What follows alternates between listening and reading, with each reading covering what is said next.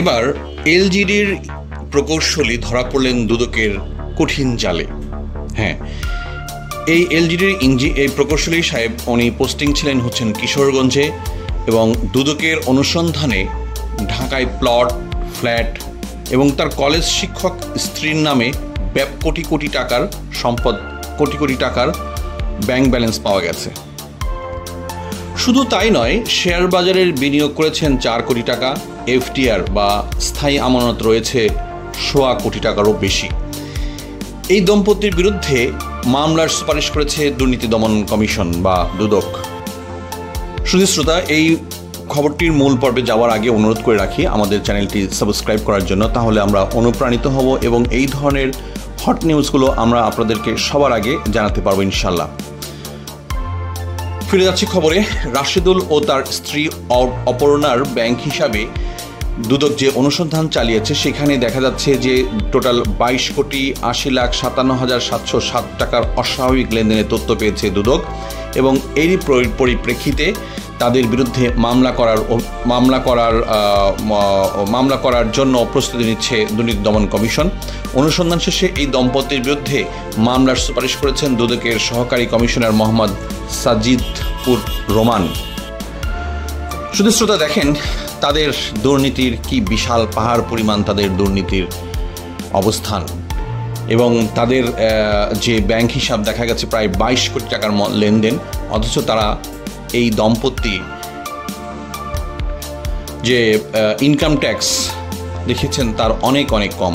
যেমন দুদকের প্রতিবেদন অনুযায়ী 2016-17 থেকে 2023-24 কর বর্ষ পর্যন্ত রাশেদুল সাহেব বেতন পেয়েছিলেন হচ্ছে 32,35,619 টাকা, সঞ্চয় দেখিয়েছিলেন হচ্ছে 8 লাখ টাকা, এবং করমুক্ত আয় 14,26,061 টাকা।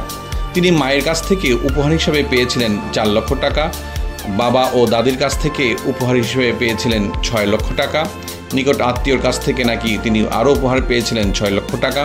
পাশাপাশি জিপিএফ, সরকারি কর্মচারী সাধারণ তহবিল ফান্ড, সুদ ও অন্যান্য আয় 3,27,138 টাকা দেখিয়েছিলেন, এবং রেমিটেন্স থেকে তিনি কিছু আয় দেখিয়েছিলেন 4,63,000 টাকা আয় তিনি দেখিয়েছিলেন।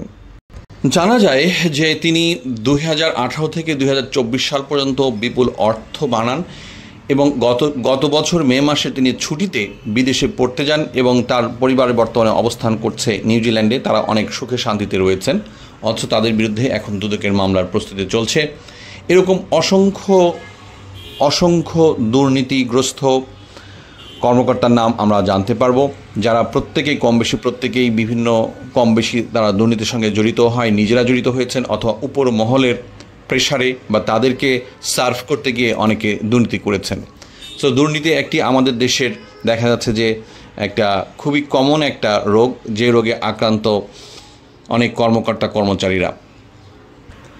দুদক থেকে প্রাপ্ত তথ্য অনুযায়ী দেখা যায় রাশেদুল এবং তার স্ত্রী অপর্ণা রানী দাস নামে ব্যাংক হিসাবে থাকা সব টাকা অবরুদ্ধ, এবং আবাসিক এলাকার প্লট ও রাশেদুলের নিজ এলাকা কুমিল্লা হোমনায় থাকা একটি জমি জব্দ করা হয়েছে। রাশেদুল ও তার স্ত্রীর বিরুদ্ধে অনুসন্ধান শেষে প্রতিবেদন দেওয়া হয়েছে উল্লেখ করে দুদকের মহাপরিচালক প্রতিরোধ আক্তার হোসেন বলেন, আইন অনুযায়ী পরবর্তী ব্যবস্থা নেওয়া হবে।